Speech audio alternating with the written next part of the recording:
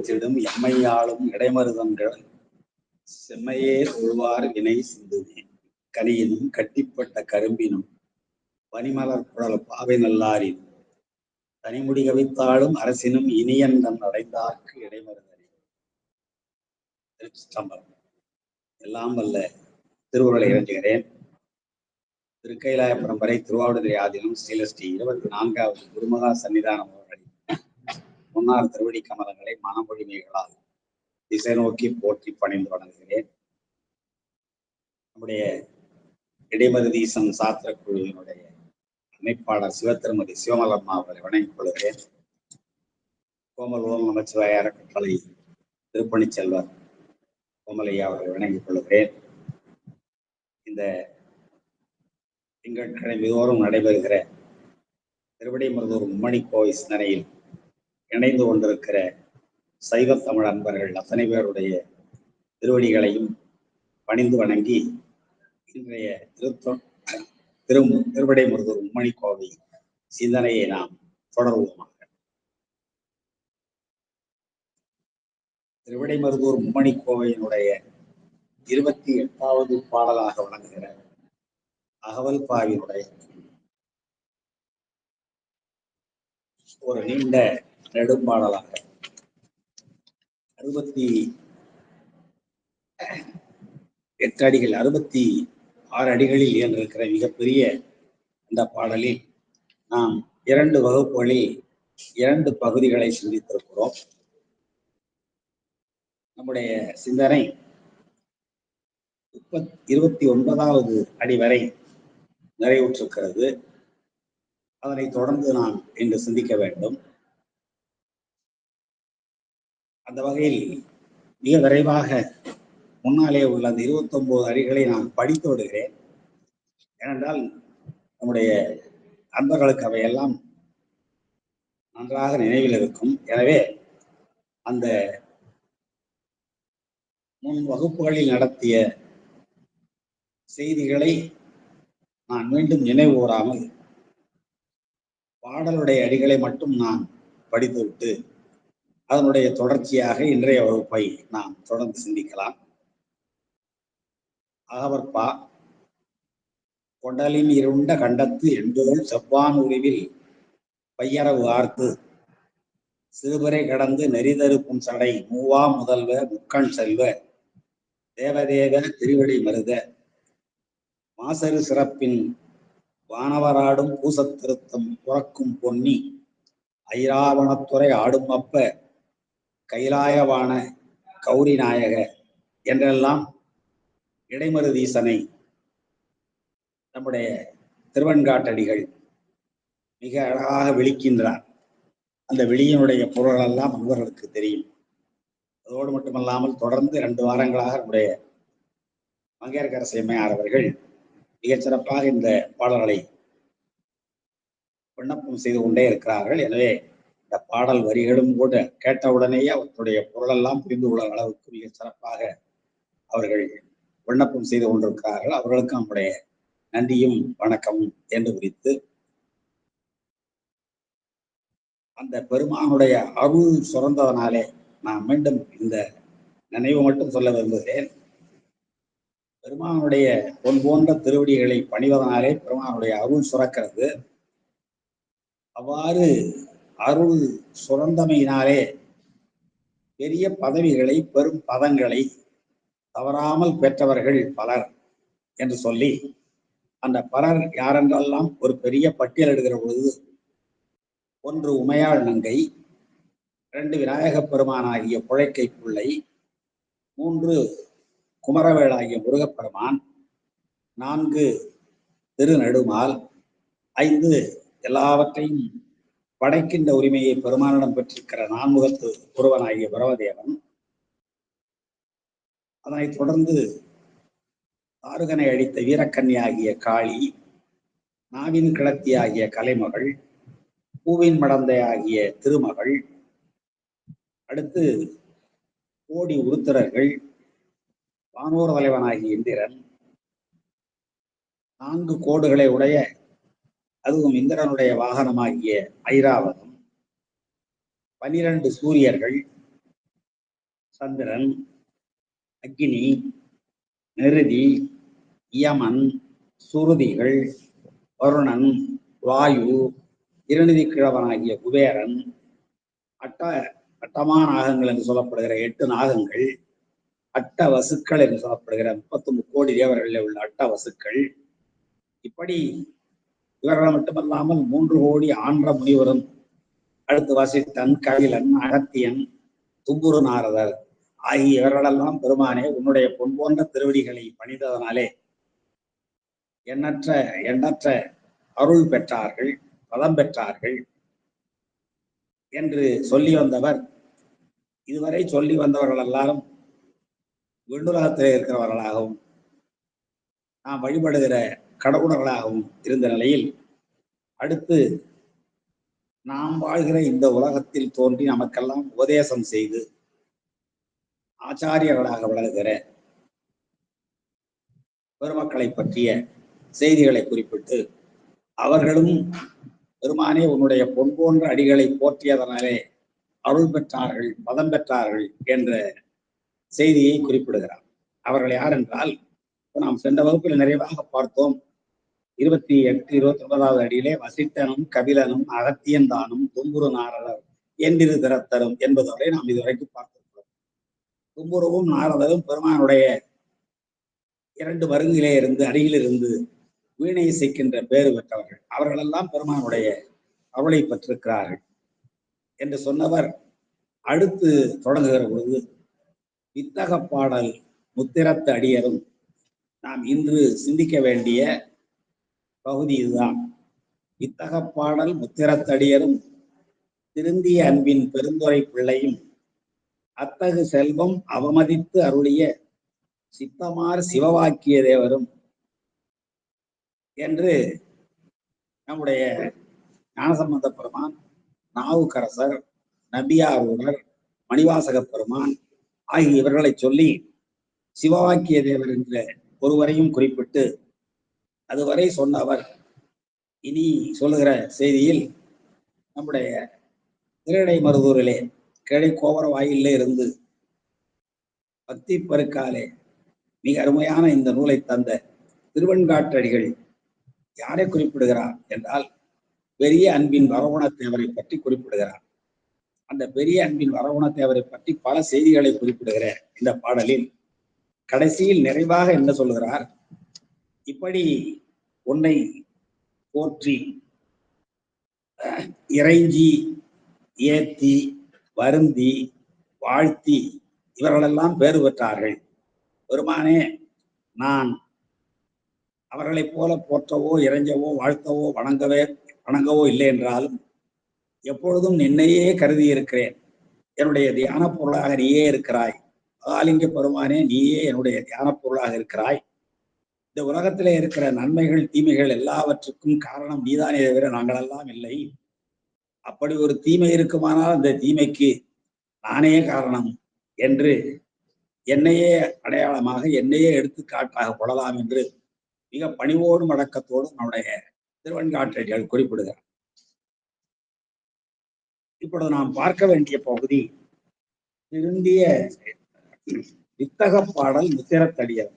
பெருமானுடைய அருளை பெற்றவர்களை அடுத்து யாரை குறிப்பிடுகிறார் என்றால், வித்தக பாடல் பாடிய முத்திரத்தடியர்கள் என்று தேவார மூவர்களை குறிப்பிடுகிறார்.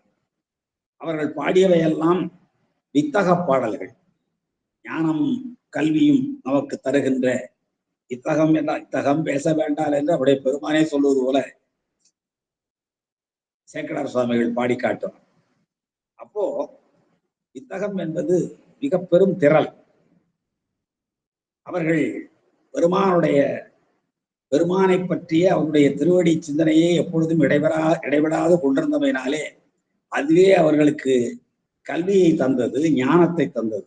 அதனாலேதான் சேக்கடார் சொல்லுவார் அல்லவா, சிவனடியே சிந்திக்கும் திருப்பெருகு சிவஞானம், பவமதனை அறமாற்றும் பாங்கினில் ஓங்கிய ஞானம், உவமையிலா கலைஞானம், உணர்வறிய மெய்ஞானம், தவம் சம்பந்தர் தாமுணர்ந்தார் அந்நிலையில் என்று குறிப்பிடுவது போல, பெருமானுடைய அருள் பெற்றவர்களாகிய இந்த 3 அடியவர்களும் மணிவாசக பெருமானை பின்னாலே சொல்லுகிறார். வித்தக பாடல் முத்திரத்து அடியரும் என்றால் இந்த 3 அடியவர்கள் ஞானசம்பந்த பெருமானும் நாவுக்கரசரும் நம்பியாரூரமாகிய இந்த 3 அடியவர்கள் இவர்கள் பாடிய அத்தனை பாடல்களும் வித்தக பாடல்கள். எல்லாருக்கும் கற்கின்றவர்களுக்கு கல்வியையும் ஞானத்தையும் உண்டாக்குகிற திறன் வாய்ந்த பாடல்கள். இன்னும் சொல்ல போனால் அந்த வித்தகர்கள் தந்த முத்திரத்த அடியவர்கள் தந்த அந்த பாடல்கள் எப்படிப்பட்ட மிகச்சிறந்த நன்மையை இந்த உலகத்திற்கு தந்தன இதெல்லாம் பார்ப்போமானால், திருவடி மறவா பண்பினை தாம் பெற்றதை ஞானசம்பந்த பெருமான் சொல்லுகிறார். இன்னும் அவ்வாறு திருவடி மறவா பண்பினாலே அவர் ஞானம் உண்டார், ஞானப்பால் உண்டார், சிவஞான தெள்ளமுதத்தை உண்டார், பொற்றாளம் பெற்றார், முத்து சிவிகை பெற்றார், முத்து பந்தர் பெற்றார், பெருமானுடைய அருளை பெற்ற முயலகம் நோய் தீர்த்தார். கொடிமாட செங்குண்டூரிலே அந்த அபிநைக்கு இவனை பாடி அந்த நாடு முழுவதும் சுரநோயை தவிர்த்தார். தன்னுடைய தந்தையாருக்காக திரு ஆவடுதுறையிலே உலவாக்கிழி பெற்றார், திருமருகலிலே விடம் தீர்த்தார், திரு வீழிமிடலையிலே படிக்காசு பெற்றார், வேதவனம் என்று சொல்லப்படுகிற மறைக்காட்டிலே திருக்கதவம் அடக்கி செய்தார். பிறகு மதுரையிலே சுரவாதம், அனல்வாதம், புனல்வாதம் ஆகியவற்றெல்லாம் வெற்றி பெற்றார். கொல்லம்புதூரிலே ஓடத்தை வெள்ளத்திலும் கொத்துக்கோக்காரர்கள் போன்ற இந்த படகு ஓட்டிகளெல்லாம் வாராத நிலையிலும் கூட மிக பெரும் வெள்ளத்திலே பெருமான் அருளை பெற்று திருக்கொள்ளம்புதூரிலே ஓடத்தை செலுத்தினார். பௌத்தர்களை வாதில் வென்றார். திருவோத்தூரிலே ஆண்பனையை ஈன்பனையாக்கினார். மயிலையிலே பூம்பாவை என்னும் பெண்ணினுடைய எலும்பை பெண்ணாக்கினார். நல்லூர் பெருமணத்திலே தன்னோடு வந்திருந்த பக்குவான்மாக்களை எல்லாம் பெருமானுடைய திருவடியில் கொண்டு சேர்க்கின்ற ஒரு பெரும் பெயரை பெற்றார். இவ்வளவும் பெருமானுடைய அருளை பெற்றதனாலே, அவர் பாடிய பாடல்களாலே இந்த உலகத்திற்கு கிடைத்த நன்மைகள். இதான் வித்தக பாடல். அதுபோல நம்முடைய அப்பர் சுவாமிகள் எடுத்துக்கொள்வோமானால், அவர் முதலே நம்பர் அருளாமையினாலே சமணம் சார்ந்தார். திலகவதியாருடைய வேண்டுகோளினாலே பரசமய குழியிலிருந்து மீட்டருள வேண்டும் என்ற தம்மையார் வேண்டிக் கொள்ள முன்னமே முனியாகி எமையடைய தவமுயன்றான் அன்னவனை சூளை மடுத்த ஆழ்வம், அன்னவனை சூளை மடுத்த ஆழ்வம் என்று பெருமானே அருள் செய்து அவருக்கு சூளை நோய் தந்து இங்கே மீண்டும் சைவத்தின்பால் கொண்டு வந்து திருவாளன் திருநீரு திலகவதியார் திருவைந்தெழுத்து ஓதி கொடுக்க அவர் பெருவாழ்வு வந்ததென உருவார பூசி மகிழ்ந்தான். இதெல்லாம் நம்முடைய பெருமானுடைய அருளை பெற்றதனாலே அவர்கள் பெற்ற பயன். பெருமானுடைய பொன் போன்ற திருவடிகளை பணிந்ததனாலே அவர்கள் பெற்ற பயன். அவர்கள் பெற்ற பயன் தமக்கென்ற பயனாக கொள்ளாமல் நமக்காக தந்தார்கள். பிறகு அவர் நீற்றறையிலே இட்டார்கள். சமணர்கள் வென்றார், நஞ்சூட்டினார்கள், களிற்றை ஏவினார்கள், கல்லிலே பூட்டி கடலிலே பாய்ச்சினார்கள். எல்லாவற்றிலும் பெருமானுடைய அருளை பெற்று அவர் வென்றார். இதெல்லாம் அவர் பெருமானுடைய பொன்போன்ற திருவடிகளை பணிந்ததனாலே அவருடைய அருள் சுரந்தது என்று நாம் கொள்ள வேண்டும். என் பொன்னடி பணிந்து நின் அருள் சுரத்தலால் என்று பட்டினத்தடிகள் குறிப்பிடுகிறார் என்றால் அவ்வளவு ஆழமான சிந்தனை உடைய ஒற்றை அடியது. அதுபோல பொன்னார்ந்த திருவடிக்கொன்று உண்டு விண்ணப்பம் என்று சொல்லி அந்த இடவமுத்தரையும் சூரமுத்தரையும் பொறிக்க செய்தார். அதனைத் தொடர்ந்து நல்லூரில் பெருமானார் திருவடி சூட்ட பெற்றார். நடைந்தனைய திருவடியின் பெருமை முடிவேல் வைத்தார் நல்லூரம் பெருமானார் நல்லவாறே என்று பெருமானுடைய திருவடி சூட்டிக் கொள்ளுகிற ஒரு பெரும் பெயரை பெற்றார். இதெல்லாம் எதனாலே பெற முடிந்தது என்றால், பெருமானுடைய பொன் போன்ற திருவடிகளை இடைவிடாமல் அவர் வணங்கி கொண்டிருந்தமையினாலே இந்த வித்தக பாடல் முத்திரத்தடியவர்களே அப்பர் சுவாமிகள் பெற்ற சிறப்புகள் இவை. அதுபோல அப்பூதியடிகளாருடைய இல்லத்திற்கு சென்ற பொழுது மூத்த திருநாவுக்கரசை விடம் தீண்ட ஒன்றுகலாம் என்னும் பதிகப்பாடி அந்த மூத்த திருநாவுக்கரசை உயிர்ப்பித்தார் என்றால், அது திருநாவுக்கரசருடைய செயலாக தாம் கருதவில்லை, அவரும் கருதியதில்லை.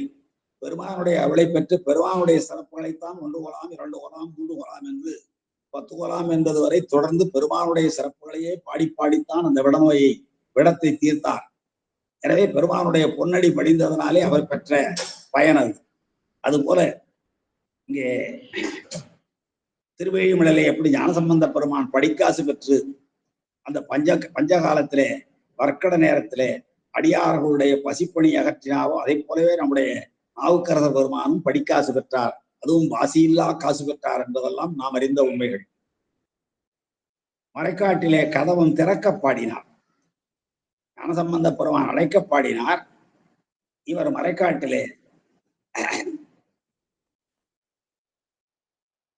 நாவுக்கரச பெருமான் திறக்க பாடினார். இதையெல்லாம் பெருமானுடைய அருளை பெற்றதனாலே அவர்கள் பெற்ற பயன்கள். அடுத்து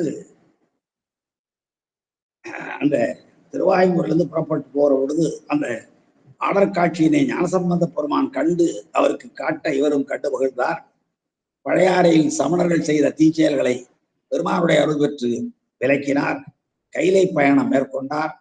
அங்கே ஆளும் கைலையில் ஆளும் நாயகன் கைலையில் இருக்கை கண்டல்லால் மாளும் உடல் கொண்டு மீளேன் என்னும் உறுதிப்பாடோடு நின்ற அவர் பெருமானுடைய அருளினாலே அங்கே பொய்கையிலே மூழ்கி ஐயாற்றிலே எழுந்து மாதர்பனை கண்ணியானை பாடி அந்த பெருமானும் பெருமாட்டியும் இருக்கிற அந்த கோலத்தை கண்டு மகிழ்ந்த நிகழ்ச்சியை நாம் பார்க்கிறோம். கைலை என்பது எவ்வளவு கடினமான, கைலையில் அக்காலத்தில் பயணம் செய்வது எவ்வளவு கடினமான செயல்.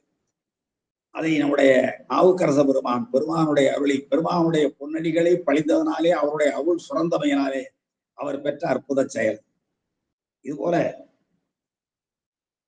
இன்னும் திருப்போலூரிலே அவர் பெற்ற அந்த அற்புத நிலைகள், அந்த புல்லோடும் கல்லோடும் மண்ணோடும் எல்லாவற்றையும் ஒக்கவாரி திருக்குளத்தில் இறைகிறார் என்றால் திருக்கூட்டத்தை சார்ந்த அடியவர்கள் எப்படி இருப்பார்கள்? ஓடும் செம்பொனும் ஒக்கவே நோக்குவார் என்று குறிப்பிடுவது போல அங்கே நாவுக்கரசர் வாழ்ந்து காட்டினார். பெருமானுடைய அருளை பெற்றமையினாலே அவ்வாறு வாழ்ந்து காட்டினார். தேவலோக பெண்கள் எல்லாம் வந்து நடனமாடினார்கள். பொய்மாய அந்த பெண்களை நான் ஆவூர பெருமானுக்கு அடியவன், உங்களால் ஒன்றும் செய்ய முடியாது என்று சொல்லி அவர்களை எல்லாம் அங்கே அறிந்தவர்கள் மிரண்டு போகச் செய்கிறார். அவர்களாகவே போகச் செய்கிறார் என்றால் பெருமானுடைய அருள் பெற்றதனாலே ஏற்பட்ட செயல். அதையெல்லாம் அந்த வித்தக பாடல் வழியாகத்தான் அவர்கள் அதை பரப்பி அந்த முத்திரத்து அடியவர்களும் தங்களுடைய வித்தக பாடல் வழியாகத்தான் இப்படிப்பட்ட அற்புதமான செயல்களை எல்லாம் செய்தார்கள் என்று பார்க்கிறோம். அதே போலவே அவருடைய நம்பியாரோர் எடுத்துக்கொண்டார். தடுத்தாட்கொள்ள பெற்றது. எத்தனை நிகழ்ச்சிகளை நாம் சொல்லிக்கொண்டே போக முடியும். தடுத்தாட்கொள்ள பெற்றது. வந்தொண்டன் என்னும் பெயரை பெருமானாலே சூட்ட பெற்றது. தனக்கு தோழராக ஆக்கி கொண்டது தம்பிரான் தோழரானது. அதன் பின்னாலே திருத்தொண்ட தொகை, எவனாலே திருத்தொண்ட தொகை இந்த உலகம் உய்தி பெறுவதற்காக தீதகன்று உலகம் உய்ய திருத்தொண்ட தொகை தர போதுவார் என்று தெய்வ சேக்கடார் குறிப்பிடுகிறார் என்றால், இந்த உலகத்திலே தோன்றுகிற அந்த 84,100,000 யோனி வேதங்களிலும் படிப்படியாக மாறி மாறி சோபான கிரமத்திலே பக்குவம் பெற்று வருகிற அந்த உயிர்களெல்லாம் வாசநீக்கம் பெற்று சிவப்பேரை எய்த வேண்டும் என்பதுதான் திருத்தொண்ட தொகையினுடைய உயர்ந்த நோக்கம். அப்படி திருத்தொண்ட தொகையை தந்தார். அதான் வித்தக பாடல். அடுத்து பறவையாரை மனம் செய்து கொண்டார். பெருமான் மனம் செய்து வைத்தார். குண்டையூரில் இருந்த நெல்லையெல்லாம் இந்த நெல்லை பூதங்கள் கொண்டு வந்து திருவாரூரிலே மலையாக வீதிகளில் குவித்தன செய்தது. குண்டையூர் சில நெல்லு பெற்றேன் என்று அவரே சொல்லி ஆளிலே எம்பெருமான் அவை அட்டித்தரப்பணியே என்று வேண்டுகோள் விடுக்க பூதங்கள் எல்லாம் கொண்டு வந்து திருவாரூரில் மலைமலையாக குவித்ததற்கு காரணம் அந்த முத்திரத்தடியவர்கள் பெற்ற வித்தக பாடல் தான். அந்த வித்தக பாடல் தான் இந்த செயல்களை எல்லாம் செய்தன. அடுத்து வனப்பகை சிங்கடி என்ற கோட்புலியாருடைய மகளிர் இருவரையும் தன்னுடைய மகளாக ஏற்றுக்கொண்டார். முதுகுன்றிலே பொன் பெற்றார். மணிமுத்தாரிலே இட்டார். திருவாரூர் குளத்திலே கமலாலய குளத்திலே எடுத்தார். திருக்குறுகாவூரிலே பெருமான் பொதிசோறு வைத்துக் கொண்டு அமர்ந்திருக்கிறார். அவர் பொதுசோர் உண்டார். ஒரு பெரிய பந்தல், தண்ணீர் பந்தல் எல்லாம் வைத்திருந்து மிகச் சிறப்பாக வருகிறவர்கள் எல்லாருக்கும் பெருமான் அமுதூட்டினார் என்றால் அது அவருடைய அந்த பாடலில் பெருமான் மகிழ்ந்ததுதான். அர்ச்சனை பாட்டேயாகும் என்றும் சொற்றமிழால் நம்மை பாடுக என்றும் பெருமான் சொல்லி சொல்லி அதற்கேற்ப நம்முடைய நம்பியார் ஒருவர் பாட பாட அதிலே மகிழ்ந்து போன பெருமான் தான் இப்படியெல்லாம் அவர்களுக்கு அருள் செய்கிறார். அதே போலவே சங்கிலியாரை மணந்தோடுவதற்கு பிறகு திருவொற்றியூரை விட்டு புறப்படுகிற பொழுது கண்ணை இழக்கிறார். பிறகு ஒரு ஊன்றுகோல் பெறுகிறார். காஞ்சிபுரம் வந்தவர்கள் இலக்கண் பெறுகிறார். இங்கே திருஆவடுதுறை, திருத்துருத்தி ஆகிய இடங்களில் அவர் பெற்ற அந்த தோல் நோய் நீங்க பெறுகிறார். திருப்பரங்குன்றத்திலே மூவேந்தர்களோடு சேர்ந்து பதிகம்பாடி பெருமானை மகிழ்விக்கிறார், வழிபாடு செய்கிறார். இப்படி பல செய்திகளை சொல்லி வந்தவர் முதலிலே அந்த தடுத்தாட்கொள்ள பெற்றதற்கு பிறகு சித்தவடமடத்திலே பெருமானாரை திருவடி சூட்ட பெற்றார். பின்னாலே தம்மானை அறியாத சாதியார் உணவு என்ற அந்த பதிகம் மிக அற்புதமான பதிகம். அது போலவே இங்கே முதலை உள்ள பாலனை பனிநாசியிலே அழைத்தார். ஏர்வோன் உற்ற பிடியினை தீர்த்தார். இவையெல்லாம் இந்த முத்திரத்து அடியவர்களும் தங்களுடைய வித்தக பாடல்களால் பெற்ற பயன்கள். அவர்கள் அந்த பயனை நமக்கும் விட்டு சென்றார்கள். இந்த வித்தக பாடல்களை நாம் பாடுவோமானால் நாம் ஞானம் பெற முடியும் என்பதற்கு ஒரு வழிகாட்டியாக வாழ்ந்து காட்டியவர்கள் அந்த முத்திரத்து அடியவர்கள். என்ற அந்த முத்திரத்து அடியவர்களை சொன்னவர் எங்கே மணிவாசகரை விட்டு விட்டாரோ என்று நாம் அஞ்ச வேண்டிய அவசியம் இல்லை. அவர் என்ன சொல்கிறார்? இத்தகப்பாடல் முத்திரத்தடியரும் திருந்திய அன்பின் பெருந்துரை பிள்ளையும் என்று மணிவாசக பெருமானை குறிப்பிடுகிறார். பெருந்துரை பிள்ளை என்கிறார். அவர் திருவாதூரிலே பிறந்தவர் என்றாலும் பெருந்துறையிலேதான் ஞான ஆசிரியனாக இருந்து தன்னுடைய ஞான பிள்ளையாக ஏற்றுக்கொண்டு, ஞான புத்திரனாக ஏற்றுக்கொண்டு எல்லா வகையான உபதேசங்களையும் அந்த குரு நிலையிலே இருந்து உபதேசித்தவர். அதாவது நம்ம அகச்சந்தானம் புறச்சந்தானம் என்று குறிப்பிடுவோம் அல்ல, சந்தானம் என்றால் மரபுதானே. அந்த முறையில் இந்த மணிவாசக பெருமான் திருப்பெருந்துறைக்கு வருகிற பொழுது ஈர்த்தென்னை ஆட்கொண்ட எந்த பெருமான் என்று அவர் குறிப்பிடுகிறார் என்றால் அங்கே அவரை தன்னுடைய ஞான புத்திரனாக ஏற்றுக்கொண்டு அவருக்கு எல்லா தீட்சைகளையும் அங்கே செய்கின்ற நிலையினை நாம் பார்க்கிறோம்.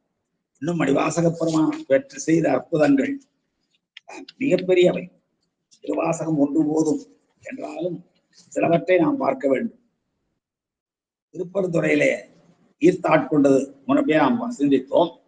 அடுத்தது இந்த ஊமை பெண்ணை பேச வைக்கிறார் தில்லையிலே திருச்சாளர்வாடி. பெருமான் இவருக்காக நரிகளை எல்லாம் பரியாக்கினார். பிறகு பரிகளை நரியாக்கினார். குதிரை சேவகனாக வந்தார். வையாற்றிலே வெள்ளம் பெருக செய்தார். இவருக்காக மண் சுமந்தார், கூலி கொண்டார், அக்கோவால் முத்துண்டார். இதெல்லாம் இந்த பெருந்துறை பிள்ளைக்காக நம்முடைய பெருமான் செய்த அருட்செயல்கள். அடுத்து இந்த பெரும்படிப்பட்டது ஒன்று போதும். அடுத்து பெருமான் கரம் பருந்த மணிவாசக பெருமானுடைய திருவாசகத்தை சொல்ல சொல்ல எழுதினார். அதோடு மட்டுமல்லாமல் பாவை பாடிய வாயால் கோவையும் பாடுக என்று எழுதி வைத்துக் கொண்டார். அதன் பின்னாலேதான் நடந்ததெல்லாம் நமக்கு தெரியும். அங்கே நடராஜ பெருமானுடைய திருவடியிலே அந்த சுவடிகள் இருக்க தில்லைவாழந்தர்கள் அதனுடைய பொருளை கேட்க மணிவாசக பெருமான் ஒற்றை நிலை காட்டி பெருமான் தான் அதற்கு பொருள் என்று சொல்லிய பாட்டின் பொருளாக விளங்குவோர் நடராஜ பெருமான் தான் என்பதை காட்டியும் எல்லாரையும் தான் உய்ந்ததோடு மட்டுமல்லாமல் எல்லாரையும் உய்விக்கின்ற அருமையான திருவாசகத்தை நமக்கு தந்த மணிவாசக பெருமானை திருந்திய அன்பின் பெருந்துரை பிள்ளையும் என்று மிக அழகாக குறிப்பிடுகிறார் அவருடைய பட்டினத்தடிகள். இவர்களெல்லாம் பெருமானுடைய அருளை பெற்றவர்கள். அடுத்து அத்தகு செல்வம் அவமதித்தருளிய சித்தமார் சிவவாக்கிய தேவர். 18 சித்தர்களிலே மிகச்சிறந்த அகத்தியரை போல சிவவாக்கிய தேவரையும் குறிப்பிடுவார்கள். அவருக்கு ஏன் சிவவாக்கியர் என்ற பெயர் வந்ததென்றால் பிறக்கும் போதே சிவ என்னும் ஒலியோடு பிறந்ததாக சொல்லுவார்கள். அதோடு மட்டுமல்லாமல் சிவ வாக்கியம் என்ற ஒரு நூலை தந்திருக்கிறார். மிக அருமையான பாடல்கள். அவருடைய சித்தர் சிவவாக்கியருடைய பாடல்களிலே 526 பாடல்கள் நமக்கு கிட்டியிருக்கின்றன என்றும் சிலர் 550 பாடல்கள் கிட்டியிருக்கின்றன என்றும் குறிப்பிடுகிறார்கள்.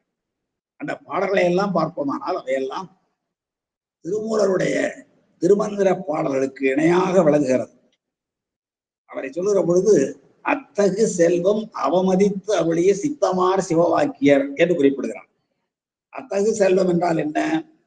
இந்த உலகத்தில் செல்வத்தை விரும்பாதவர்கள் யாரும் இல்லை, பொருட்செல்வத்தை விரும்பாதவர்கள் யாரும் இல்லை. ஆனால் நம்முடைய இந்த சிவவாக்கிய தேவர் பொருட்செல்வத்தை துச்சமென மதித்தவர். அருட்செல்வம் ஒன்றைத்தான் அவர் விரும்பினாரே தவிர பொருட்செல்வத்தை விரும்பவில்லை. அவரை பற்றிய ஒரு சில செய்திகளை மட்டும் நான் இங்கே குறிப்பிட விளைகிறேன். இவர் சிவவேதியர் குடியில் பிறந்தவர். காசி யாத்திரை சென்ற பொழுது இல்லறத்திலே ஆசை கொண்டு, காசி யாத்திரை சென்ற பொழுது இல்லறத்திலே ஆசை கொண்டு ஒரு ஞானியை சந்திக்கிறார். அந்த ஞானி சக்கிலியர். அவருடனே என்ன செய்கிறார்? இவரிடம் சில காசுகளையும் பேய்ச்சுரைக்காயையும் கொடுக்கிறார். அந்த பேய்ச்சுரைக்காயையும் காசையும் கொடுத்து, உனக்கு எந்த பெண் மணலையும் இந்த சுரைக்காயையும் சமைத்து இடுகின்றாளோ அவளே மனைவி. அந்த சக்கிலியராகிய ஞானி சொல்லுகிறார்.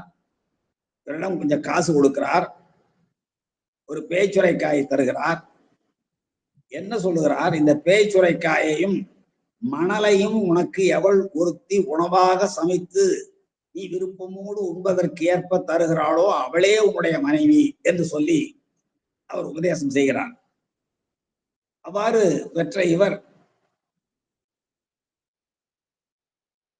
ஒரு மீண்டும் திரும்பி வருகிற பொழுது ஒரு பெண்ணை சந்திக்கிறார். அவரிடம் கொடுக்கிறார். அந்த பெண்ணும் சமைத்து மணலையும் பேய்ச்சுரைக்காயும் சமைத்து மிகச் சுவையான உணவாக வழங்குகிறாள். அவள் ஒரு குறப்பெண். அந்த குறப்பெண்ணோடு இல்லறத்தில் இருக்கிறார். அப்பொழுது இவருக்கு பொன்னாசை இல்லை என்ற தகவல் உலகத்திற்கு தெரிவிப்பதற்காக அவருடைய வீட்டின் பின்புறத்தில் இருக்கிற ஒரு மூங்கிலை வெட்டுகிறார். அந்த மூங்கிலில் இருந்து பொன்னாக சொரிகிறது. அந்த பொன்னை கண்டு அவர் கொஞ்சம் கூட மனம் வேதலிக்காமல் விட்டு விடுகிறார். ஆனால் அந்த பொன்னை பெற வந்த 3 திருடர்கள் அந்த பொன்னாசையினாலே 3 பேரும் ஒருவருக்கு ஒருவர் சண்டையிட்டுக் கொண்டு மாண்டு போன செய்தியும் அவருடைய வரலாற்றை சொல்லப்படுகிறது. பிறகு அந்த இவர் புகழர் என்ற சித்தராலே பிறகு அவராலும் அருள் செய்யப்பட்டிருக்கிறார் என்ற செய்தியை குறிப்பிடப்படுகிறது. இவரைத்தான் திருமழிசை ஆழ்வார் என்றும் சிலர் குறிப்பிடுகிறார்கள். இந்த சிவவாக்கியர் தான் பின்னாடி திருமழிசை ஆழ்வாராக ஆனார் என்றும் சிலர் குறிப்பிடுகிறார்கள். அது ஆய்வுக்குரிய செய்தி. அது இப்படி பல செய்திகள் இருந்தாலும் நாம் எல்லாரும் தெரிந்த ஒரு பாடல் அவரை பற்றி, அவர் பாடுகிற பாடல், நான் சொன்னது போல 526 பாடல்கள் கிடைத்திருக்கின்றன. சிலர் 550 என்கிறார்கள். மிக அருமையான பாடல்கள். திருமூலருடைய திருமந்திரத்தை நினைவூட்டுகிற நிலையில் அமைந்திருக்கிற பாடல்கள். எவற்றையெல்லாம் பாடியிருக்கிறார் என்பதை பற்றி நாம் சொல்ல வேண்டும் என்றால், சரியை என்னும் நிலையை விளக்க வேண்டும், யோக நிலையை பெற வேண்டும், இறைவனுடைய விராட் சொரூபம் எது, இறைவனுடைய தெய்வ சொரூபம் எது, இறைவனுக்கு எது தேகம், நாம் அடைய வேண்டிய ஞான நிலை எது, ஞானம் என்றால் என்ன, அக்ஷர நிலை பஞ்சாட்சர நிலை என்ன, பிரணவம் என்றால் என்ன, பஞ்சாட்சர மகிமை என்ன, கடவுளின் உண்மை எவ்வாறு விளங்குகிறது என்பவற்றை பற்றியெல்லாம் தன்னுடைய பாடல்களிலே பாடுபொருளாக அமைத்திருக்கிறார் சிவவாக்கியர். மிக அருமையான சித்தர் அவர். இதுல என்ன என்றால், சித்தர்களை சிலர் சொல்லுவார்கள் அவர்கள் கடவுள் பற்றற்றவர்கள், கடவுள் நம்பிக்கையற்றவர்கள் என்றெல்லாம் கூட சொல்லுவார்கள். ஆனால் உண்மையிலே அவர் கடவுள் நம்பிக்கையற்றவர்கள் இல்லை. எல்லா சித்தர்களும் நம்பிக்கை உடையவர்கள். ஆனால் என்ன ஒரு வேறுபாடு என்றால், அவர் இந்த தடத்த நிலையில் இருக்கிற இறைவனை அவர்கள் பாடவில்லை, சொரூப நிலையில் இருக்கிற சிவனைத்தான் பாடுகிறார்கள். அவர்கள் எந்தவும் தடத்தரலையே பாடவில்லை. எல்லாருக்கும் தெரியும் தடத்தரலை என்றால் என்ன. சொரூப நிலை. சொரூப நிலை என்பது சிறப்பு நிலை. தடத்த நிலை என்பது பொழுது நிலை. நம்முடைய மகேஸ்வர மூர்த்தங்கள் எல்லாம் தடத்த நிலை. உலகெல்லாம் உணர்ந்து ஓதற்கு அரியவன் என்பது சொரூப நிலை. அந்த உலகெல்லாம் உணர்ந்து ஓதற்கு அரியவனாக விளங்குகிற பெருமானுடைய இயல்புகளை எல்லாம் உணர்ந்து உணர்த்தியவர்கள் தான் இந்த சித்தர்கள். ஆகவே இந்த சித்தர்கள் கடவுள் பற்ற அற்றவர்கள் எல்லாம் இல்லை. நல்ல கடவுள் பற்றுடையவர்கள், சிவப்பற்றுடையவர்கள், சிவனை நேசித்தவர்கள், சிவனை தவிர வேறு யாரையும் நேசிக்காதவர்கள், இப்படிப்பட்ட சிறப்புடையவர்கள். நாம் எல்லாரும் சொல்லுவோம், ஒரு பாடல் சொல்லுவாங்க, எல்லாரும் தெரிந்த பாடல், நட்ட கல்லை தெய்வம் என்று 4 புட்பம் சாத்தியே சுற்றி வந்து அரகரந்து சொல்லு மந்திரம் ஏதடா, நட்டகல்லும் பேசுமோ என்பது வரை கடவுள் பற்றி இல்லாத ஒரு மாதிரி தெரிந்தாலும், நட்டகல்லும் பேசுமோ நாதன் உள்ளிருக்கையில், நாதன் உள்ளே இருக்கிறான் என்ற பொழுது பெருமானுடைய சொரூப நிலை வந்து விடுகிறார். தடத்த நிலையை தாண்டி சொரூப நிலையில் வழிபாடு செய்கிறான். அதே போல நம்முடைய சிவவாக்கியரும் பல பாடல்களிலே சொரூப நிலையத்தான் காட்டுகிறார். எல்லாருக்கும் தெரிந்த ஒரு பாடல், நிறைய பேர் படித்திருப்பார்கள். ஓடி ஓடி ஓடி ஓடி உட்கலந்த சோதியை, சிவவாக்கியருடைய பாடல். ஓடி ஓடி ஓடி ஓடி உட்கலந்த சோதியை நாடி நாடி நாடி நாடி நாட்களும் கழிந்து போய், அவனை தேடி உட்கலந்து இருக்கிற சோதிய உள்ளே தேடாமல் எங்கேயோ போய் தேடுறோம். ஊனினை உருக்கி உள்ளொளி உருக்கி உழப்பிலா ஆனந்தமாய தேனினை சொரிந்து புறம்புறம் தெரிந்த செல்வமாக விளங்குகிற பெருமானை உள்ளே தேடாமல் வெளியே தேடி அங்கே இருக்கிறார் இங்கே இருக்கிறார் என்று அலைகிறோம். அதைத்தான் இங்கே சொல்லுகிறார். ஓடி ஓடி ஓடி ஓடி உட்கலந்த சோதியை நாடி நாடி நாடி நாடி நாட்களும் கழிந்து போய் வாடி வாடி வாடி வாடி மாண்டு போன மாந்தர்கள். இவங்களால இதை கிடைக்காம போனதுனாலே, ஏனென்றால் உள்ளே இருக்கிறான், என் உள்ளே இருக்கிறான். நம்முடைய நாவுக்கரசர் பெருமான் சொல்வது போல, தேடி கண்டு கொண்டேன். யார? அந்த 2 பேரும் தேடினார்கள். அப்படி தேடி தேடோனா தேவனை என் உள்ளே தேடி கண்டு கொண்டேன் என்று நாவுக்கரசர் பெருமான் பாடுகிறார். அப்போ உள்ளே இருக்கிறார். உள்ளே இருக்கிற பெருமானை வெளியே தேடி தேடி துரோகமாந்தர்கள் எப்படி அழிந்து போகிறார்கள் என்று சிவவாக்கியர் பாடுகிறார். ஓடி ஓடி ஓடி ஓடி உட்கலந்த சோதி, அதை நாடி நாடி நாடி நாடி நாட்களும் கழிந்து போய் வாடி வாடி வாடி வாடி, ரொம்ப கிடைக்கலையே, பெருமானை பார்க்க முடியவில்லையே என்றெல்லாம் வாடி போய் மாண்டு போன மாந்தர்கள் எத்தனை பேர் தெரியுங்களா? கோடி கோடி கோடி கோடி எண்ணிறந்த கோடியே என்று இந்த உலகத்தில் இருக்கிற மாந்தர்கள் பெருமானுடைய சொரூப நிலை அறிந்து கொள்ளாமல் தெரிகிறார்களே, கோடிக்கணக்கு அழிகிறார்களே என்று வருந்தி பாடியிருக்கிறார். இன்னும் பாடுவார், என்னிலே இருந்த ஒன்றை யான் அறிந்ததில்லையே, என்னிலே எனக்குள்ளே இருக்கிற ஒன்றை, என்னிலே இருந்த ஒன்றை யான் அறிந்ததில்லையே, என்னிலே இருந்த ஒன்றை யான் அறிந்து கொண்டபின். எப்படி திருமூலர் பாடுவது போல பாடுகிறார் பாருங்கள். என்னிலே இருந்த ஒன்றை யான் அறிந்து கொண்டபின், என்னிலே இருந்த ஒன்றை யாவர் காண வல்லரோ, என்னிலே இருந்த ஒன்றை யாவர் காண வல்லரோ, என்னிலே இருந்திருந்து யான் உணர்ந்து கொண்டேனே என்று சொல்லி, எனக்குள்ளே இருப்பதை நான் உணர்ந்து கொண்டேன் என்று சொல்கிறார். அதைத்தான் அங்கே நான் முன்பே சொன்னது போல சொரூப நிலையில் அவர் உணர்கிறார் என்பது. இன்னும் அட்சரலை என்று திருவைந்தெழுத்தை சொல்லுகிறார். ஆன 5 எழுத்துகளே அண்டமும் அகண்டமும். ஆம், திருவைந்தெழுத்தை பற்றியெல்லாம் ரொம்ப பேசிக் கொண்டிருக்கிறோம். சித்தர்கள் பாடுகிறார்கள், ஆன 5 எழுத்துடைய அண்டமும் அகண்டமும், ஆன 5 எழுத்துடைய ஆதியான மூவரும். 5 எழுத்துக்குள் எல்லாம் இருக்கிறது. ஆன 5 எழுத்துடைய அகரமும் மகாரமும், அகாரமும் மகாரமும், ஆன 5 எழுத்துடைய அடங்கலாவல் உற்றதே. அந்த 5 எழுத்துக்குள் அடங்க என்னுடைய ஆவல் உற்றது என்று சிவவாக்கியர் பாடுகிறார். இன்னும் மிக அற்புதமான பாடல்கள். நான் ஒரு 7-8 பாடல்களை மட்டுமே குறித்து பார்த்தேன். மிக அற்புதமாக அவர் எழுதியிருக்கிறார். நினைப்பதொன்று கண்டிலேன் நீயலாது வேறிலை, நினைப்பதொன்று கண்டிலேன் நீயலாது வேறிலை, நினைப்புமாய் மறப்புமாய் நின்ற மாய்கை மாய்கையாய், அனைத்துமாய் அகண்டமாய் அனாதி முன் அனாதியாய், எனக்குள் நீ உனக்குள் நான், எனக்குள் நீ உனக்குள் நான். இந்த ஒன்றாய் வேறாய் உடனாய் என்று சொல்கிறோம் அல்லவா, எனக்குள் நீ உனக்குள் நான் இருக்குமாறு எங்கனே என்று ஒரு வினாவை எழுப்புவதன் வாயிலாக பெருமான் நம்மோடு உடனாக இருக்கிறார், ஒன்றாக இருக்கிறார், வேறாயிருக்கிறார் என்ற தத்துவங்களை எல்லாம் உணர வைக்கிறார் இங்கே சிவ வாக்கியம். இன்னும் அத்துவிதம் என்னும் கோட்பாட்டை பற்றி சொல்கிற பொழுது, விண்ணில் உள்ள தேவர்கள் அறியோணாத மெய்ப்பொருள், மெய்ப்பொருள் பெருமான். ஆனால் அந்த மெய்ப்பொருளாகிய பெருமானை விண்ணில் உள்ள தேவர்களும் அறிந்து கொள்ள முடியவில்லை. காரணம் என்ன என்றால், அவர்கள் தாங்கள் பெற்றிருக்கிற சுகத்தை பெற வேண்டும், தொடர்ந்து பெற வேண்டும், நிலைத்திருக்க செய்ய வேண்டும் என்ற அந்த தன்முனைப்போடு இருக்கிறார்களே தவிர, இந்த சிவபுண்ணிய நிலையில் அவர்கள் இல்லாமையினாலே விண்ணில் உள்ள தேவர்கள் அறியோணாத மெய்ப்பொருள் பெருமான் கண்ணில் ஆணியாகவே கலந்து நின்ற எம்பிரான். ஆனால் என் கண்ணுள்ள இருக்கிறான், தலையாக நிற்கிறான். கலந்து நின்ற எம்பிரான் மண்ணிலாம் பிறப்பறுத்து, மண்ணில் ஆம் பிறப்பறுத்து மலரடிகள் வைத்தபின், நாம் மண்ணில் மீண்டும் மீண்டும் கரங்கோலை போல, ஒளிவட்டம் போல, வெண்டிச்சக்கரம் போல சுழன்று கொண்டே இருக்கிற அந்த பிறப்பு இறப்பு என்ற நிலையிலிருந்து மாற்றி மண்ணிலாம் பிறப்பு அறுத்து மலரடிகள் வைத்தபின் அண்ணலாரும் எம்மூளே அமர்ந்து வாழ்வது உண்மையே, அண்ணலாரும் எம்மூளே அமர்ந்து வாழ்வது உண்மையே என்றும் இப்படி நிறைய அற்புதமான பாடல்களை தந்திருக்கிறார் சித்த சிவவாக்கியர். பஞ்சாட்சரத்தினுடைய மகிமையை சொல்கிறார். திருவைந்தெழுத்தினுடைய மகிமை என்ன என்று சொல்கிற பொழுது, ஓம் நம சிவாயமே உணர்ந்து மெய் உணர்ந்து பின், ஓம் நம சிவாயமே உணர்ந்து மெய் உணர்ந்த பின், உணர்ந்து பின், ஓம் நம சிவாயமே உணர்ந்து மெய் தெளிந்து பின், ஓம் நம சிவாயமே உணர்ந்து மெய் உணர்ந்த பின், முதல்ல உணர்ந்து பின் என்றார், பிறகு உணர்ந்த பின் என்கிறார். ஓம் நம சிவாயமே உட்கலந்து நிற்குமே என்று பஞ்சாட்சர மகிமையை சொல்கிறார்.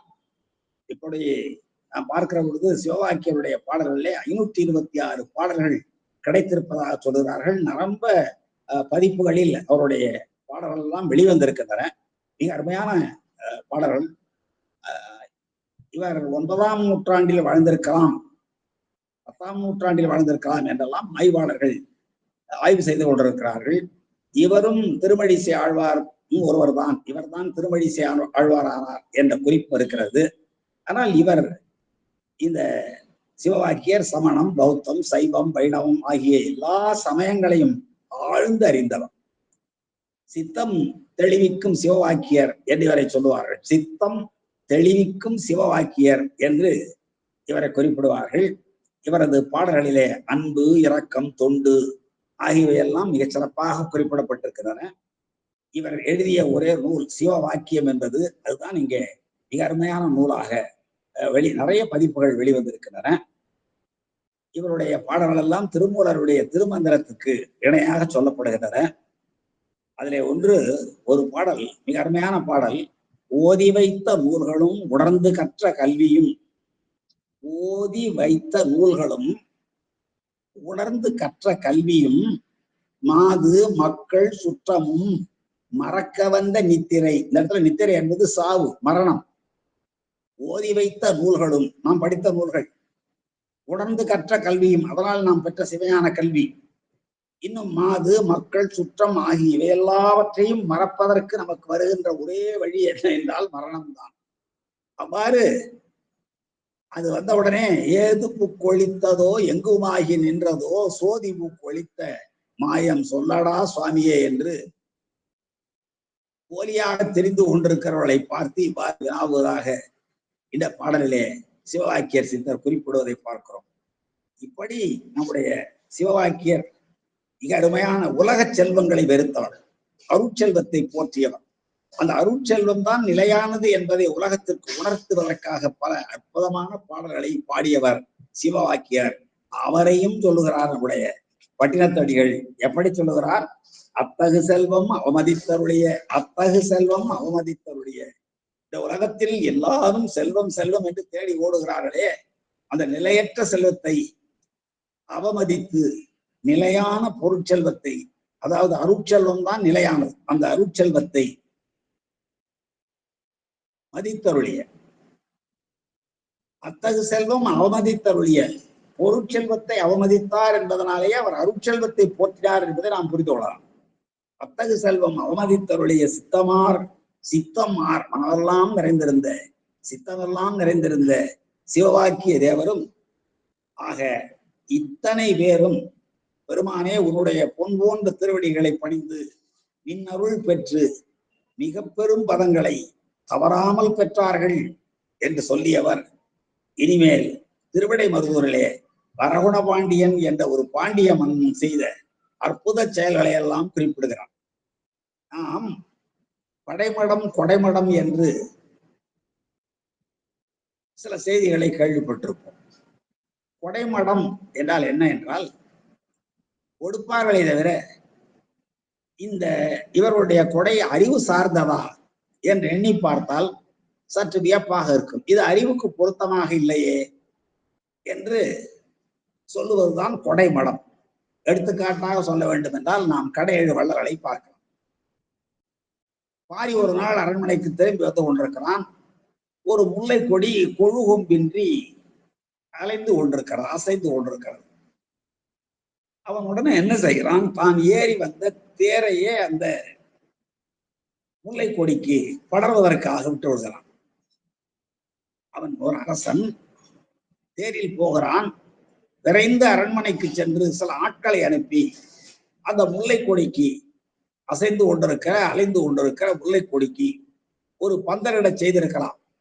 ஆனால் அவன் என்ன செய்தான், தன்னுடைய தேரை நிறுத்தினான். இது முட்டாள்தனமான செயலா இல்லையா என்றால் நிச்சயமாக இல்லை. காரணம் என்ன என்றால், துன்பப்படுகிற உயிருக்கு அதனுடைய துன்பத்திலிருந்து அதனை உடனே விலக்க வேண்டும். அதுதான் உண்மையான தொண்டு.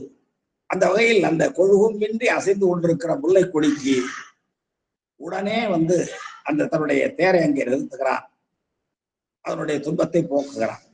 ஆனால் மற்றவர்களுடைய பார்வையில் அது மடம், அறியாமை நிறைந்த செயலாக தெரியலாம்.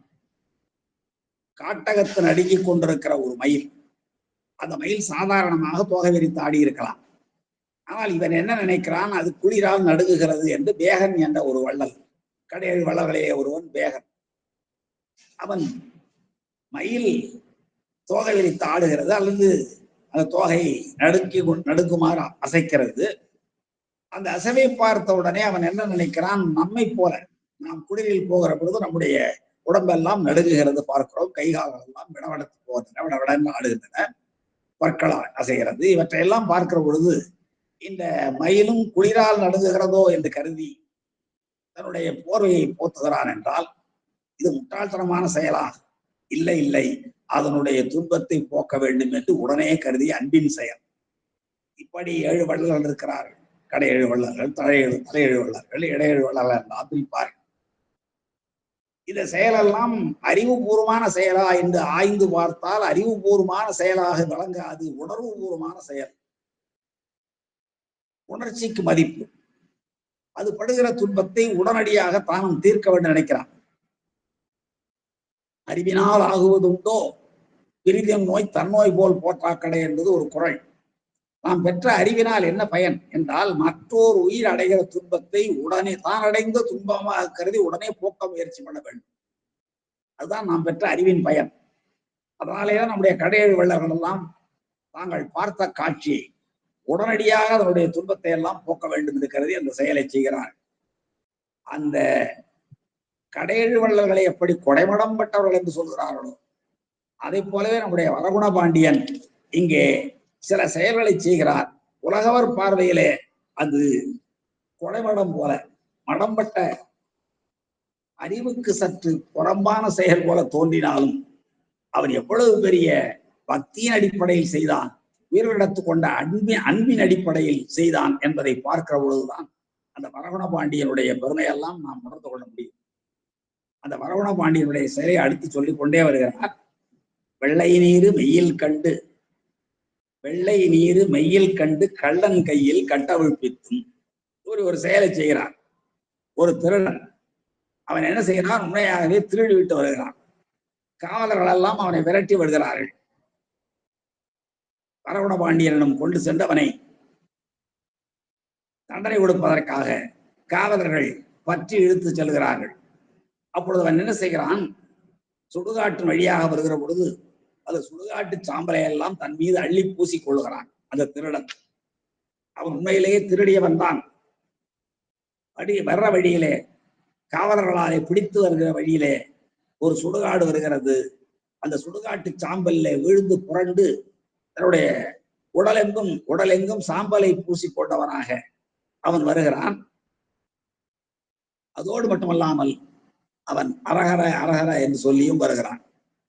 இதை பார்த்த உடனே அவன் கள்ளன் என்று தெரிந்திருந்தும் தன்னுடைய காவலர்கள் கையும் களவுமாக பிடித்திருந்தும் அவனுடைய மேனியிலே திருநீற்றை கண்ட உடனே பாருங்க, வெள்ளை நீர் மெய்யில் கண்டு, வெள்ளை நீர் திருநீர், அந்த வெண்மையான திருநீற்றினை மெய்யில் கண்டு காவலர்களாலே பிடித்து வரப்பட்ட கள்வருடைய உடம்பிலே பார்த்து கள்ளன் கையில் கட்டவிழ்ப்பித்தும் அவனை திருடன் என்று பிடிக்காதீர்கள், அவனுடைய கட்டுகளை எல்லாம் அவிழ்த்து விடுங்கள், அவன் திருநீர் அணிந்த செய்வன் என்று அவர்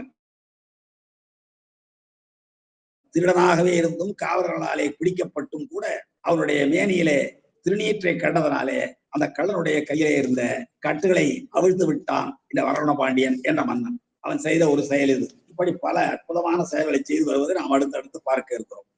அடுத்து ஓடும் பல் நரி ஊளை கேட்டு அரணை பாடின என்று படாம்பல அளித்தும்.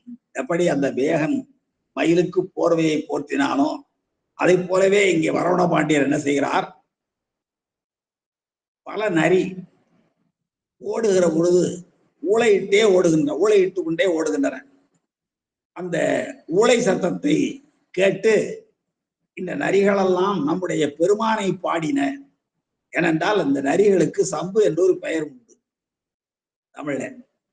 எப்பொழுதும் சம்போ சங்கர மகாதேவா என்று சொல்கிற இவன் இப்படிப்பட்ட வரகுண பாண்டியருடைய காதில் ஒரு நாள் நள்ளிரவிலே காட்டில் நரிகளெல்லாம் ஊளையிட்டு ஓடுகிற சத்தத்தை கேட்கிறான். அந்த ஊளையிடுகிற சத்தம் சம்போ சம்போ சம்போ என்று பெருமானை அழைப்பது போல இருக்கின்றன. அந்த நரிகளுக்கு சம்பு என்று பெயர் உண்டு, சம்பவம் என்று பெயர் உண்டு. அவை எடுகிற ஊளையும் கூட பெருமானை சம்போ சங்கரன் சொல்றோம் இல்ல, அந்த சம்புவின் அடித்தாமரைகளால் மற்றவை வழிபட மாட்டார் என்று உபமன்யவை குறிப்பிடுவார்கள். சம்பு என்றால் சிவன் என்போல். அந்த நரிகள் ஊளையிடுகிற பொழுது அது சம்பு சம்பு என்று பெருமானை அழைக்கின்றன என்று கருதி அந்த நரிகளுக்கெல்லாம் படாம்பல அளித்தும் போர்வைகள் போத்து அழிய மகிழ்ச்சி அடையலாம். எப்படி அந்த கள்ளன் கையில் வெள்ளை நீரு மெய்யில் கண்டு கள்ளன் கையில் கட்டவிழ்ப்பித்தான். அடுத்து ஓடும் பல்நரி ஊளை கேட்டு அவையெல்லாம் அரணை பாடின. அரண் என்றால் பெருமான், பாவங்களை எல்லாம் அரிப்பவன், அதனாலே பெருமானுக்கு அரண் என்று பெயர். அரணை பாடின என்று படாம்பல் அளித்தும் அவற்றுக்கு போர்வைகளை எல்லாம் போர்த்தி மகிழ்கிறானா நம்முடைய வரகுண பாண்டியர். அடுத்து குவளை புனலில் தவளை அரற்ற ஈசன் தன்னை ஏத்தின என்று காசும் பொன்னும் கலந்து தூவியும் என்ற அருமையான செயல்பாடு. குவளை புனலில் குவளை மலர்கள் மலர்ந்திருக்கிற நீர்நிலையிலே மழைக்காலத்திலே தவளைகள் எல்லாம் அரற்றுகின்றன. தவளைகளுடைய ஒலி அரகரகரகரகரகரன்னு ஒலித்துக் கொண்டே இருக்கும். அவ்வாறு மழைக்காலத்திலே நீர்நிலைகளிலே தவளைகள் எல்லாம் ஓசை எழுப்ப அந்த ஓசையை கேட்ட வரகுண பாண்டியர் ஈசன் தன்னை ஏத்தின.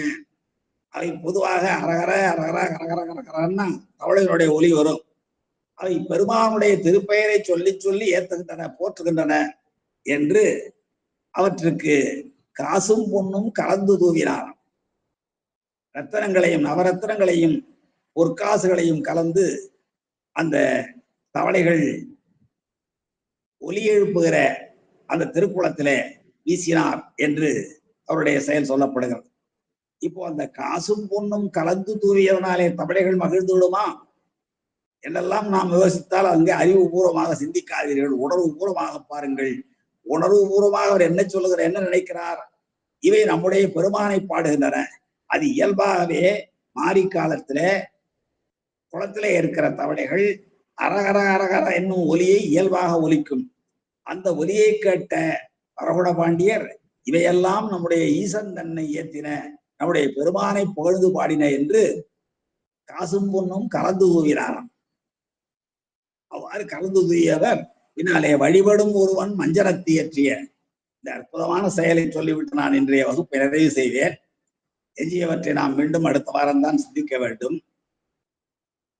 வழிபடும் ஒருவன் மஞ்சனத்தியற்றிய செழுவிதை எல்லை திண்ணை கண்டு பிடித்தலும் அவன் அப்பிறப்புக்கென்ன இடித்து கொண்டவன் எச்சிலை நுகர்ந்தும். எப்படிப்பட்ட ஒரு அற்புதமான செயலை செய்திருக்கிறார் நம்முடைய வரகுண பாண்டியன் என்பதை பார்க்கிற பொழுது என்ன செய்கிறார் இவர்?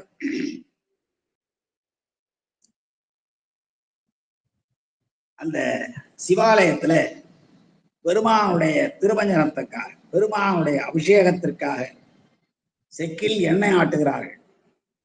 அந்த காலத்துல பெருமான் திருக்கோயில்களிலேயே அபிஷேகத்துக்கு தேவையான எண்ணெயெல்லாம் கூட கோயிலே ஆட்டி கொண்டிருக்கிறார்கள். அங்கே செக்கெல்லாம் இருந்திருக்கிறது. நாம் எல்லாம் பார்த்திருக்கிறோம். பல திருக்கோயில்களிலே சுண்ணாம்பு அரைக்கின்ற பெரிய உருளைகள் எல்லாம் இருந்ததை நாம் திருக்கோயிலே பார்த்திருக்கிறோம் ஒரு காலத்துல. அதுபோல ஒரு சிவாலயத்துல செக்கில் இட்டு ஆட்டுவார்கள். எள்ளினை எள்ளை செக்கில் இட்டு ஆட்டுவதற்காக ஒரு செக்கு இருக்கிறது. அதுல அந்த செக்கில் எள்ளு இட்டு ஆடுகிறார்கள். அப்பொழுது அர்ச்சகன் ஒருவன் என்ன பண்றான்? செக்கிலிடும்படி அரசனுடைய பண்டகசாலையிலிருந்து கொடுத்து அனுப்பிய எள்ளில் கொஞ்சம் பகுதியை எடுத்து அவன் தின்று விடுகிறான். அரசனுடைய பொக்கிஷத்திலிருந்து எள் அனுப்பப்படுகிறது. இந்த எள்ளை செக்கிலிட்டு ஆடி எண்ணெய் எடுத்து வைத்துக்கொள், பெருமானுடைய அபிஷேகத்துக்கு பயனாகும் என்று சொல்லி அனுப்பப்பட்ட அந்த எள்ளில் கொஞ்சம் எள்ளை எடுத்து அந்த அர்ச்சகன் தின்று விடுகிறான். அப்பொழுது வரகுண பாண்டியர் அங்கே வருகிறார். அவர் கேட்கிறார். அவர் கூட நேராக அங்கு வரவில்லை. காவலர்கள் சிலர் என்ன செய்கிறார்கள்? செக்கில் பெருமானுக்கு அபிஷேகத்துக்குரிய எண்ணெய்க்காக ஆட்டப்படுகிற எள்ளில் ஒரு பகுதியை இவன் தின்று விட்டான் என்று வரகுண பாண்டியரிடம் கொண்டு விடுகிறார்கள். அப்போ வரகுண பாண்டியன் கேட்கிறான், ஏயா இந்த எள்ளை நீ தின்றாய் என்று கேட்டவுடனே, அடுத்த பிறவியில் நான் இந்த திருக்கோயிலில் இந்த செக்கில் இட்டு ஆடப்படுகிற எள்ளை தின்போமானால் அடுத்த பிறவியில் நாம் இந்த செக்கை இழுக்கிற மாடாக பிறக்கலாம், செக்கை இழுக்கிற எருதுகளாக பிறக்கலாம். எனவே அடுத்த பிறவியிலும் இந்த திருக்கோயிலில் நான் எருதாக பிறந்து பெருமானுக்கு தொண்டு செய்ய விழைகிறேன். எப்படி சொல்றான் பாருங்க. அந்த அர்ச்சகன் அந்த எள்ளை எடுத்து தின்கிறார். காவலர்கள் கொண்டு போய் மன்னரிடம் விடுகிறார்கள். ஏனையா எள்ளை தின்னா என்று கேட்கிற பொழுது, இந்த எள்ளை தின்பதனாலே நான் அடுத்த பிறவியில் நான் மாடாக எருதாக பிறப்பேன். அவ்வாறு எருதாக நான் பிறந்து இந்த திருக்கோயிலில் இருக்கிற செக்கை இழுக்கிற மாடாக நான் ஆவேன். ஆக சிவத்தொண்டு புரிவதற்கு, சிவப்பணி புரிவதற்கு நான் மீண்டும் இவ்வாறு வர வேண்டும் என்பதற்காக இந்த எள்ளை நான் தின்றேன் என்று அந்த அர்ச்சகன் சொல்ல, அவன் வாயில் இருந்த எச்சில் எள்ளை கொஞ்சம் பிடுங்கி வரகுண பாண்டியர் தின்கிறார். நானும் அது மாதிரி மீண்டும் எருதாக பிறந்து இந்த திருக்கோயிலே செக்கிழுக்க வேண்டும் என்று, உன்னை போலவே நானும் எருதாக பிறக்க வேண்டும் என்ற விருப்பத்தினாலே அவனுடைய வாயில் இருந்த எச்சில் எள்ளை எடுத்து இவர் தின்கிறார்.